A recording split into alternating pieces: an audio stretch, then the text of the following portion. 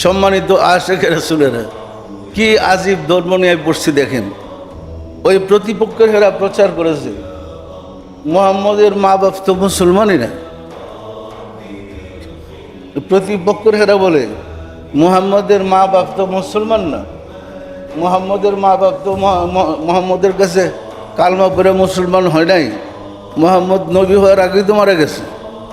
পরিষ্কার না? পরিষ্কার না? তাহলে ফলে ওইখান থেকেই আমাদের দোয়াটা ক্যান্সেল করে দিচ্ছে।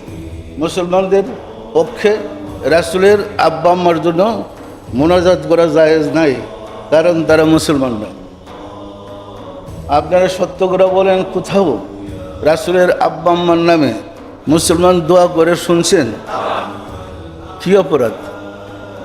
রাসূলের আব্বা আম্মা কি অপরাধ করেছিলেন? ধর্মটাকে কই নিয়ে ঠেকেছে?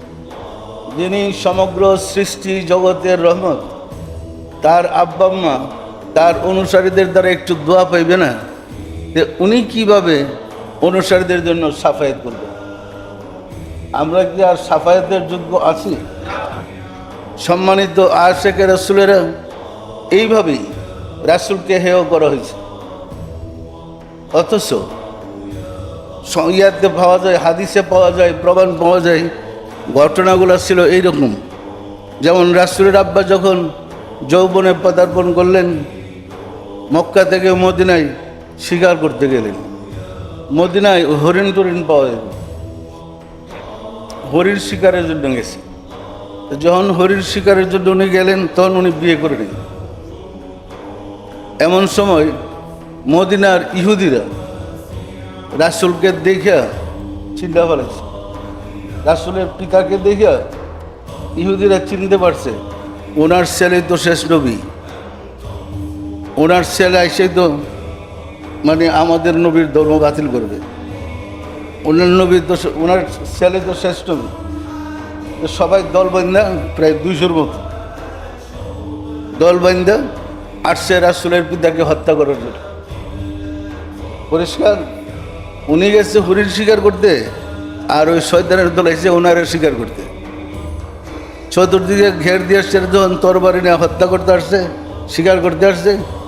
এমন সময় মহান রব্বুল আলামিন স্বর্গ থেকে, বেহেশত থেকে এক ঝাঁক ফেরেশতা পাঠিয়ে দিছে, খোলা তরবারি হাতে নিয়ে তাদের সাথে যুদ্ধ করতে। ওই ফেরেশতারা এসে এই শত্রুদের উপরে এমনভাবে চড়া হয়েছে যে এদের কচু কাটা করছে যা ছিল। পরিষ্কার না? পরিষ্কার না? যখন কচু কাটা করছে, উনি বাচ্চা রয়েছে, আর বাকি কেউ নাই। সাফ সাফাই দূরের থেকে পরে যে ওনার শ্বশুর যিনি হয়েছিলেন, উনি ওই অবস্থাটা দেখতেছিলেন কি করতেছে। যখন উনি বেঁচে রইলেন, উনি ছুটে গেলেন এই ছেলেটার কাছে, গিয়া বলতেছিল, বাবা তোমার বাড়ি কোথায়? যে আমার বাড়ি মক্কায়।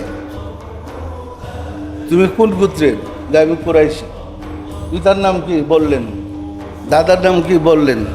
পরে উনি দেখলেন ওনাদেরই একই বংশের, ওনার পূর্বপুরুষ ওই মক্কার থেকে মদিনায় আইসা বাড়ি করছিল। ওনার নাম ছিল আব্দুল ওয়াহাব। তখন এই আব্দুল ওয়াহাব রহমতুল্লাহ আলাইহি ওনাকে দাওয়াত করে বাসায় নিয়ে গেলেন। আব্দুল ওয়াহাব সাহেবের একমাত্র মেয়ে ছিল, খুব ধার্মিক, আল্লাহওয়ালা, মা আমিনা আলাইহিস সালাম।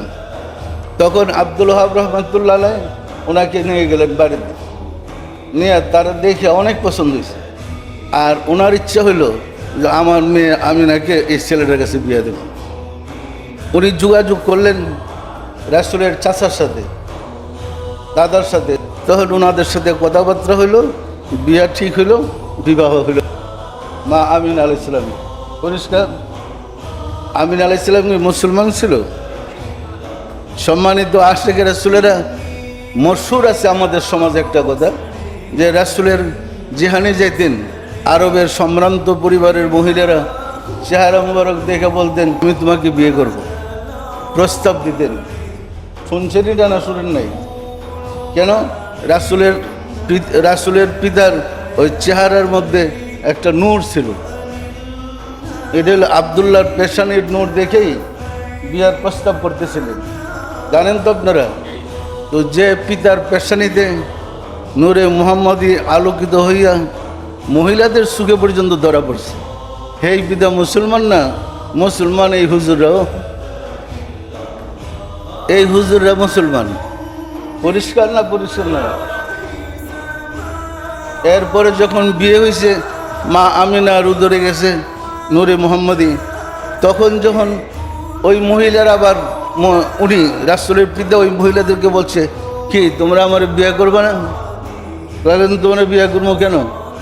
যে নূরের জন্য তোমার জন্য পাগল ছিলাম, সেই নূর তো চলে গেছে আরেক জায়গায়। পরিষ্কার না? পরিষ্কার না? তো ওই নূরকে যিনি ধারণ করলেন সে মুসলমানরা, আর ওই নূর যার পেটে গিয়া দুনিয়াতে আবির্ভূত হইলেন এই মাও মুসলমান। মুসলমান হয়েছে হুজুরেরা। পরিষ্কার না? পরিষ্কার না? তো রাসূলের আব্বা আম্মার জন্য দোয়া করা আমাদের উপরে ফরজ না? ফরজ না?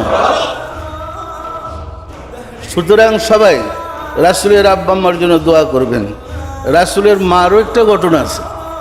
রাসূলের মায়ের ঘটনাটা এরকম, যখন আব্রাহাম বাদশাহ কাবাগরকে হস্তি বাহিনী দিয়ে ধ্বংস করতে আসছিলেন, তখন কিন্তু রাসূল দুনিয়াতে তাশরিফ নেন নাই, মায়ের পেটে ছিল।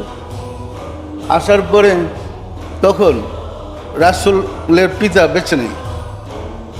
রাসূলের দাদা বলতেছিল ছেলের বউকে, মা চলো আমরা নিরাপদ জায়গায় চলে যাই, এই জালেম বাদশা আসছে, সে আসছে যারে পায় তারাই মারধর করবে, অত্যাচার করবে, আমরা সসম্মানে তোমার নিরাপদ জায়গায় নিয়ে যাই। রাসূলের মা বললেন, গর্ভবতী তো, বলতেছিলেন না আমি যাব না। তো শ্বশুর বলতেছে, না মা চলো, ও জালেম, ও সভ্য, চলো আমরা নিরাপদে চলে যাবো। রাসূলের মা বললো, না আমি যাব না, বলো ও তো এসে অত্যাচার করবে। তখন রাসূলের মা বলতেছিলেন, আব্রাহাম বাদশার মক্কা নগরে প্রবেশ করার কোনো অধিকার নেই, এটা আল্লাহর শহর, এই শহরে ঢোকার কোনো অধিকার নাই। ওর জোরাজুরি করে নিতে পারলো না, ওনারা চলে গেলেন। সত্যি সত্যি আব্রাহাম বাদশাহ মক্কা আক্রমণ করবে কি? এরিয়ার বাহিরে থাকতেই তাইরান আবাবিল ফিল আছে না, ওই হাতির উপরে আক্রমণ করার জন্য আল্লাহ আবাবিল পাখি পাথর দিয়ে পাঠিয়ে দিল। প্রতিটা পাখি দুই পায়ে দুইটা ছোট্ট ছোট্ট পাথর আর ঠুটে একটা পাথর নিয়ে ঝাঁকের ঝাঁক আসলো। আইসা যখন হাতির উপর আক্রমণ শুরু করছে, কি আশ্চর্য, ঠুটের থেকে পাথর ফালাইলে এই পাথর এই পাশটা দুইটা ওই পাশটা বেরিয়ে যায়। এত বড় হাতিরা এরকম ঝাঁঝরা বানাইছে হাতিগুলো, হাতি সব বসে পড়ছে। বাক্সরের শেষ এখানে, মানে তুলুদোনা আছে না, তুলুদোনা করে সব শেষ করে দিছে। সংবাদ পাওয়ার পরে রাসূলের দাদা আসলেন, আয়েশা বলল, মা তুমি তো ঠিকই বলছিলা মক্কায় ঢোকার ক্ষমতা নাই। এতে কি বোঝা যায়?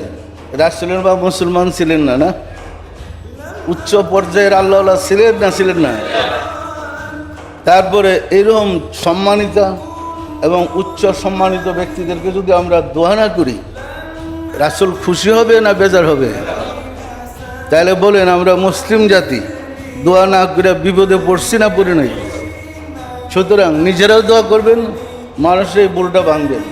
আমরা মিলাদ যারে জোর দিচ্ছি এই কারণে, মিলাদে রাসূলের বিভিন্ন দিক আলোচনা করলে, রাসূল তো আমাদের দেশে জন্ম নেয়নি, আমাদের দেশ দেখার ভাগ্য হয়নি। রাসূল জন্ম নিয়েছে মক্কায়, ধর্মপ্রচার করছে মদিনায়, ভাষা ছিল আরবি। সত্যটা মিথ্যা বলেন? তো আমরা যদি এই বিষয়গুলো আলোচনা করি, আমাদের দেশের মানুষ রাসূলকে ভালোবাসে, রাসূলকে মহব্বত করে, তারা রাসূলের প্রতি, রাসূলের আব্বা আম্মার প্রতি দোয়া করব।